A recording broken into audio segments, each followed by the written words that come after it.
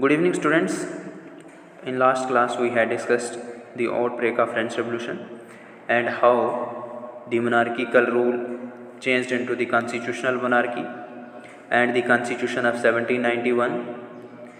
And we had also discussed the division of power into different three organs, three institutions of the government: legislative, executive, and judiciary. Now, today we will discuss the functioning of these institutions. So, there were the two type of citizens: active citizens and the passive citizens. Active citizens were those citizens who had right to vote. Active citizens कौन से थे? जिनके पास right to vote था, ठीक है। और passive citizens वो थे जिनके पास राइट टू वोट नहीं था, ठीक है। यहाँ तक क्लियर? पैसिव सिटीजन्स में women, children's and youth below the 25 year, ठीक है। और पैसिव सिटीजन वो थे जो कि किसी भी लेबरर की जितनी 3 दिन की सैलरी होती है, जितनी 3 दिन की इनकम होती है, अगर वो उतना टैक्स पे करता था कोई भी मैन, तो उसके पास राइट टू वोट था, ठीक है। फॉर एग्जांपल, किसी लेबरर की जो काम करता है मज़दूर, अगर उसकी पर डे इनकम है 100, है ना, तो उसकी 3 डे की इनकम कितनी हो जाएगी? 300। तो अब कोई भी सिटीज़न जो है वो एक्टिव सिटीज़न तब बनेगा जब वो 300 रेंट जो है वो टैक्स जो है वो पे करेगा, ठीक है। उसको क्या कहते थे? Active citizen. वो कौन सी कैटेगरी में आता था? Active citizen. अब इस एक्टिव सिटीज़न के पास क्या था? राइट टू वोट था। तो अब ये राइट टू वोट किसको करेगा? वोट किसको करना था? अपना वोट कास्ट करके इलेक्टर्स को चुनता था, ठीक है। इलेक्टर्स किसको चुनते थे? नेशनल असेंबली को, ठीक है। जो आपने नेशनल असेंबली पढ़ी थी, ये आपको नेशनल असेंबली दिख रही है, ठीक है। नेशनल असेंबली को चुनते थे।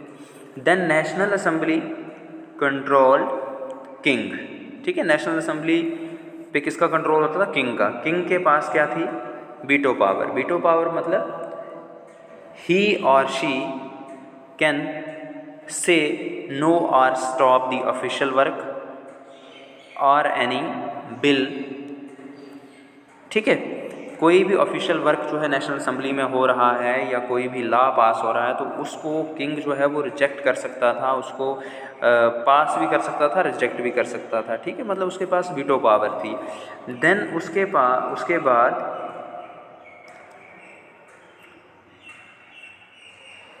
कुछ नेशनल असेंबली के जो मेंबर्स थे वो क्या बनते थे? मिनिस्टर्स बनते थे। और ये भी किस पे कंट्रोल करते थे? नेशनल असेंबली पे, ठीक है। तो ये हो गया आपका लेजिस्लेटिव और एग्जीक्यूटिव। किसने वोट किया? एक्टिव सिटीजन ने वोट किया। किसको इलेक्ट किया? इलेक्टर्स को। इलेक्टर्स ने वोट किया किसको? नेशनल असेंबली को। और नेशनल असेंबली पे किसका कंट्रोल है? किंग का। किंग के पास क्या है? वीटो पावर है। देन मिनिस्टर्स का भी कंट्रोल है। उसके बाद आ जाता है आपका जुडिशरी, ठीक है। तो जुडिशरी के जो जजेस होते थे उनको भी कौन इलेक्ट करता था? यही एक्टिव सिटीजन्स इलेक्ट करते थे, ठीक है। तो ये पूरा प्रोसेस था जो कि फ्रांस में फॉलो होता था, ठीक है। यहाँ तक clear? Let's move toward the next section of the chapter.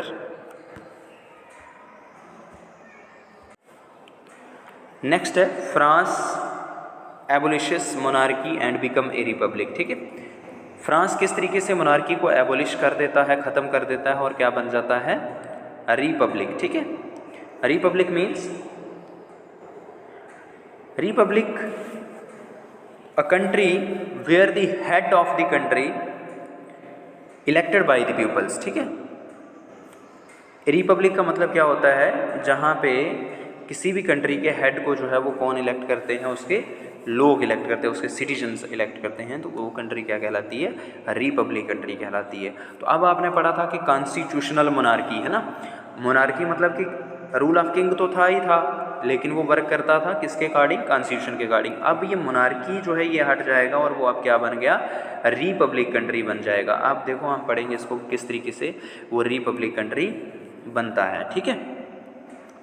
तो Louis 16 had signed the constitution but he entered into the secret negotiation. देखो आपने प्रीवियस क्लास में पढ़ा था कि लुई 16 जो है जब वो देखता है कि बहुत ज़्यादा क्रिटिसिज्म उसका होता है नेशनल असम्बली के द्वारा, तो वो क्या करता है, नेशनल असम्बली को रिकॉग्नाइज़ करता है, देन क्या करता है, कॉन्स्टिट्यूशन को अडॉप्ट करता है ना। लेकिन कॉन्स्टिट्यूशन को अडॉप्ट करने के बाद भी वो क्या करता है कि he entered into the secret negotiation with the king of Prussia and Australia. फिर भी वो सीक्रेट नेगोशिएशन, सीक्रेट बातचीत जो है वो करता रहता है किंग ऑफ प्रशिया और ऑस्ट्रेलिया के साथ, ठीक है। इसके कॉन्सिक्वेंसेस क्या होते हैं, rulers of the other neighboring countries too were worried by the development in France and made the plan to send the troops to stop the revolutionary events taking place, ठीक है। अब जो आस पड़ोस की कंट्रीज़ थी वो भी वरीड थी about the revolutionary events taking place. इसमें अब क्या था कि rulers of the neighbouring countries were worried about the revolutionary events taking place in France, ठीक है।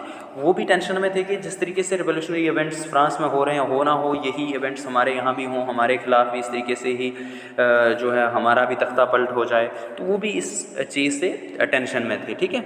अब क्या होता है, बिफोर, अब देखो वो टेंशन में थे तो उन्होंने क्या सोचा कि we will send our troops to stop the revolutionary events, है ना, कि हम अपने ट्रुप्स को भेजेंगे इकट्ठा होकर के और जितने भी वहाँ पे रिवोल्यूशनरी इवेंट्स हो रहे हैं उन सबको स्टॉप कर देंगे। लेकिन होता क्या है कि बिफोर दिस कुड हैपन, मतलब कि उससे पहले ही जो नेशनल असम्बली फ्रांस की थी उसके कानों तक ये बात पहुँच जाती है कि वो अटैक करने वाले हैं, तो वो होने से पहले ही नेशनल असम्बली क्या कर देती है, before this could happen national assembly voted in April 1792 to declare the war against the Prussia and Australia, ठीक है। मतलब वो एक बिल पास कर देते हैं अपनी नेशनल असम्बली में कि हम ही जो है किसके खिलाफ वार छेड़ देंगे, प्रशिया और ऑस्ट्रेलिया के खिलाफ, मतलब कि वो हम पे अटैक करें, हम उससे पहले ही उन पे अटैक कर देंगे, ठीक है।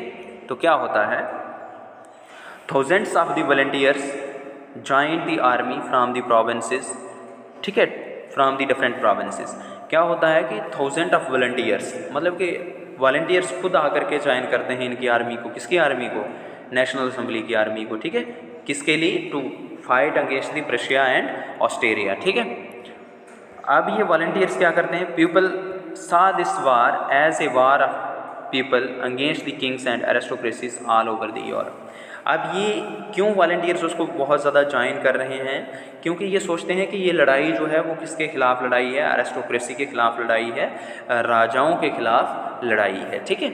ये जो मोनार्किकल रूल है उसके खिलाफ लड़ाई है, ये सोच करके ये क्या करते हैं, ये ज्वाइन करते हैं नेशनल असम्बली की आर्मी को, ठीक है। The patriotic song Marseillaise composed by the poet Roget de Leslie was sung for the first time by the volunteers from the Marseilles as they marched into the Paris, which is now the national anthem of the France। और ये जिस तरीके से प्रशिया और Australia की तरफ बढ़ रहे हैं तो ये एक उनका पैट्रियोटिक सॉन्ग मैर्सेलेस उसको गाते हुए जा रहे हैं, ठीक है, गाते हुए आगे बढ़ रहे हैं, जिसको किसने लिखा था, रॉजेट डी लेस्ले ने लिखा था, ठीक है। संग फॉर दी फर्स्ट टाइम, किसने गाया था इसको पहली बार, वॉलंटियर्स जो थे, मैंने आपको बता दिया कि मैर्सेलेस जो गाना था उसको, पैट्रियोटिक सॉन्ग था, उसको गाते हुए ये आगे बढ़ रहे हैं, ठीक है, प्रशिया और ऑस्ट्रेलिया पे अटैक करने के लिए। ये इसका मैर्सेलेस नाम क्यों रखा था, क्योंकि वॉलंटियर्स जो मैर्सेल से निकले हुए थे, ठीक है, मैर्सेल से जो शुरू हुए थे, एंड देन आज ये जो है ये नेशनल एंथम है किसका, फ्रांस का, ठीक है। यहाँ तक क्लियर हो गया। The revolutionaries wars brought loss and economic difficulties to the people. अब देखो ये रिवोल्यूशनरी इवेंट्स जो थे, वार जो थी, तो इससे क्या होता है, हमेशा कोई भी किसी भी कंट्री की चाहे वार किसी के दूसरी कंट्री के साथ हो, उससे क्या होता है, इकोनॉमिक लॉसेस भी होंगे, मतलब कि लाइफ लॉसेस भी होंगे, प्रॉपर्टी लॉसेस भी होंगे, तो बहुत सारे नुकसानात हुए, इकोनॉमिक डिफ़िकल्टीज़ लोगों को फेस करनी पड़ी। उससे क्या होता है, the constitution of 1791 give the political right only to the richer section of the society. अब देखो मतलब जो ये कॉन्स्टिट्यूशन था, है ना, जो 1791 का था, तो इसने क्या किया था, सिर्फ राइट किसको दिए थे, richer section of the society, जो कि कितना टैक्स पे करते थे। जैसे मैंने आपको बताया कि 3 डेज़ की जितनी एक लेबरर की इनकम होती है, अगर वो उतना टैक्स पे करते थे तो उनके पास क्या था, एक्टिव सिटीजन कैटेगरी में आते थे और उनके पास ही राइट टू वोट था। तो ये इस प्रकार का जो था सारे इवेंट्स चल रहे थे। अब इससे क्या होता है, political clubs were established by the peoples who wish to discuss the government policies and plans their forms of the action. अब इस नतीजे में क्या होता है, देखो अब क्या हुआ कि जैसे ये जो कॉन्स्टिट्यूशन था 1791, इसने राइट्स किसको दिए, सिर्फ रिचर सेक्शन को। तो अब नतीजा क्या होता है, क्या इसका रिजल्ट निकलता है कि जो weaker section of the society है ना, जो poor section of the society है, वो क्या करते हैं, अपने पॉलिटिकल क्लब्स बनाते हैं, ठीक है, छोटी छोटी पॉलिटिकल पार्टीज़ बनाना शुरू कर देते हैं अपने प्लान्स को डिस्कस करने के लिए, गवर्नमेंट की पॉलिसीज़ को डिस्कस करने के लिए, ठीक है। Then the most successful of these clubs were the Jacobin club. अब जो मोस्ट इम्पॉर्टेंट जो क्लब था उस समय पर वो कौन सा था, जैकोबिन क्लब, ठीक है। जैकोबिन क्लब का आपने नाम याद रखना है, the most important club was the Jacobin club. ये क्यों बनाए गए थे, to discuss their own plans and the policies of the government. ये कौन से लोग थे, जो कि पोर सेक्शन से थे, ठीक है। जो 1791 का जो कॉन्स्टिट्यूशन था तो उसने एक रिचर सेक्शन को ही राइट टू वोट दिया था, तो वहीं जो पोअर सेक्शन थी वहाँ से ये कुछ लोग उठ करके क्या बनाते हैं, अपने पॉलिटिकल क्लब्स बनाना स्टार्ट कर देते हैं, ठीक है। अब क्या होता है, the members of the Jacobin clubs belonged mainly to the less prosperous section of the society, such as the small shopkeepers, artisans, as well as the servants and daily wage workers. Their leaders was the Maximilian Robespierre। अब देखो इनमें मैंने आपको बता दिया कि ये कौन सी सेक्शन से थे, लेस प्रॉस्पेरियस, मतलब जिनके पास प्रॉपर्टी नहीं थी, जिनके पास पैसा नहीं था, shopkeepers, artisans, servants, daily veg workers, और इनका जो लीडर था जैकोबिन क्लब का वो कौन था, मैक्सिमिलियन रॉबेस्पियर, ठीक है। मैक्सिमिलियन रॉबेस्पियर कौन था, हेड था किसका, जैकोबिन क्लब का, ठीक है। He was the head of the Jacobin club. अब ये जैकोबिन क्लब ने क्या किया, Jacobin start wearing the long strip trouser and come to be known as the sans culottes, literally meaning those without the knee breeches. अब इन्होंने अपना एक particular dress, जैसे आपकी यूनिफॉर्म होती है स्कूल की, उसी प्रकार से they started to wearing a long striped trousers, ठीक है, एक लॉन्ग स्ट्रिप्ड ट्राउज़र पहनना शुरू किया और सैन क्लोटोज वाली टोपी, and then literally meaning those without the knee breech. इसका लिटरली मीनिंग क्या है, सैन क्लोटोस के विदाउट नी ब्रीच, ठीक है, नी ब्रीच के बिना। Let me show to you, this was the dress of the Jacobin clubs without knee breeches. ये देखो लॉन्ग स्ट्रिप्ड है ना, दिख रही है लॉन्ग स्ट्रिप्ड, और विदाउट नी ब्रीचेस, मतलब आपने देखा था जैसे कि हमने ये पढ़ा था सबसे पहले जो 3 ई स्टेट्स थी, तो वहाँ पे जो क्लर्जी थे, नॉबल्स थे, तो उनका जो ट्राउज़र था वो विद नी ब्रीच के साथ है ना, नीचे से टाइट था एकदम से। तो इनका जो है वो स्ट्रिप्स वाला है और नीचे से विदाउट नी ब्रीच है ना, मतलब खुला है, देखो ये नीचे से बिल्कुल टाइट नहीं है ना। तो ये इन्होंने क्यों बनाया कि to make, they want to make their different identification, ठीक है। ये क्या चाहते थे कि अपनी एक डिफरेंट आइडेंटिफिकेशन चाहते थे कि हम क्लर्जी और ई स्टेट जो क्लर्जी और नॉबल्स थे उनकी तरह ना दिखें, हमारी एक डिफरेंट आइडेंटिफिकेशन होनी चाहिए, ठीक है। यहाँ तक क्लियर। अब होता क्या है, in the summer of 1792 the Jacobins plan to revolt for a large number of the pupils of the Paris who were angered by the short supply and high prices of the food, ठीक है। 1791 में पूरा Jacobin club जो था Maximilian Robespierre की अगुवाई में है ना, लीडरशिप में, क्या करते हैं कि प्लान बनाते हैं कि हम रिवोल्ट करेंगे मोनार्किकल रूल के ख़िलाफ़, ठीक है। तो उसके साथ जो है वो जितने भी पेरिस के लोग थे जो भूख की वजह से परेशान थे, शॉर्ट सप्लाई ऑफ फूड की वजह से परेशान थे, हाई प्राइसेस की वजह से परेशान थे, तो वो भी इसको ज्वाइन करते हैं रिवोल्ट करने के लिए, किसके खिलाफ, राजा के खिलाफ, ठीक है। यहाँ तक क्लियर हो गया। ऑन अगस्त 10 दे स्टॉर्म्ड, अब देखो उन्होंने प्लान किया तो ये आप हमला करने चले गए 10 अगस्त को। They stormed the palace of Tuileries, massacred the king's guard and held the king himself as the hostage for the several hours। ये क्या करते हैं, पैलेस ऑफ टुलियर पे हमला कर देते हैं, किंग के गार्ड को मार देते हैं, जितने भी गार्ड्स थे है ना, तो उसके बाद क्या कर देते हैं, किंग को भी ये बंदी बना लेते हैं, ठीक है। यहाँ तक क्लियर हो गया।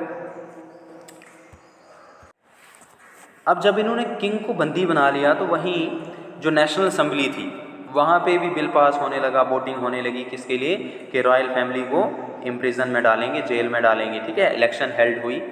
From now and all man of 21 years above and regardless of the wealth got the right to vote, ठीक है। मतलब जो भी जितने भी मेन थे, है ना, अभी भी मेन को ही राइट टू वोट मिला।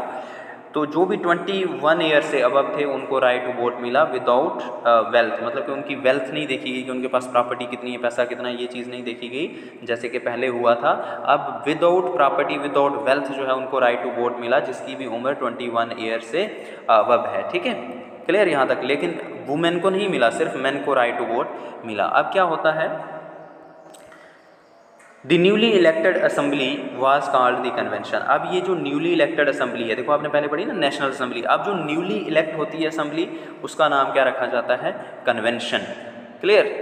अब देखो राजा को बंदी बना लिया गया, नेशनल असेंबली में जो नई एक असेंबली चुनी तो उसका नाम क्या रखा गया, कन्वेंशन। तो सबसे पहले ओल्ड रजीम में आपने क्या पढ़ा कि कौन थे, जनरल ई स्टेट हुआ करते थे, है ना।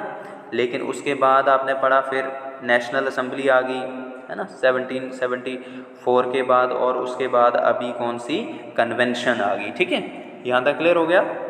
उसके बाद on 21 September 1792 it abolish the monarchy and declare the France a Republic. अब इस कन्वेंशन ने क्या किया, बिल पास किया कि क्या, कि 21 सितंबर 1792 एबोलिश मोनार्की को ख़त्म कर दिया और declare France a republic, France को डिक्लेयर कर दिया एक रिपब्लिक कंट्री।